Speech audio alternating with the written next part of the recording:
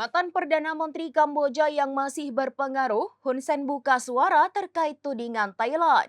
Di mana surat kabar Thailand menyebut Hun Sen melarikan diri dari Kamboja menuju Tiongkok di tengah ketegangan yang memuncak antara kedua negara. Melalui keterangan media sosialnya pada Kamis 24 Juli, Hun Sen menegaskan bahwa saat ini ia berpartisipasi langsung dalam komando militer. Ia mengaku mengendalikan perang melalui video dan sarana lainnya bersama Perdana Menteri, Menhan, Panglima Angkatan Darat, dan para komandan angkatan bersenjata di semua tingkatan untuk melawan Thailand. Mengutip Tribunnews.com pada Jumat 25 Juli, Jenderal Bintang 5 itu mengatakan bahwa dirinya tidak melarikan diri kemanapun. Oleh karena itu, ia meminta rakyat Kamboja agar tidak khawatir. Dalam kesempatan itu, Hun Sen juga mengunggah foto-foto yang memperlihatkan ruang komando pertempuran melawan Thailand.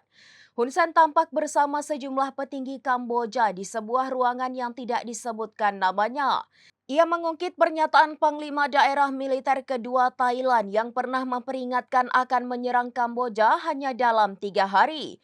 Hun Sen pun mengaku juga ingin mengetahui strategi 3 hari Panglima Thailand tersebut.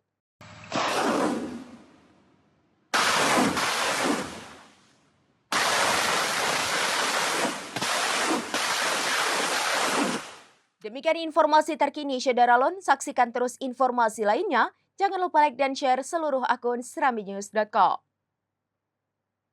Download Tribun X sekarang, menghadirkan lokal menjadi Indonesia.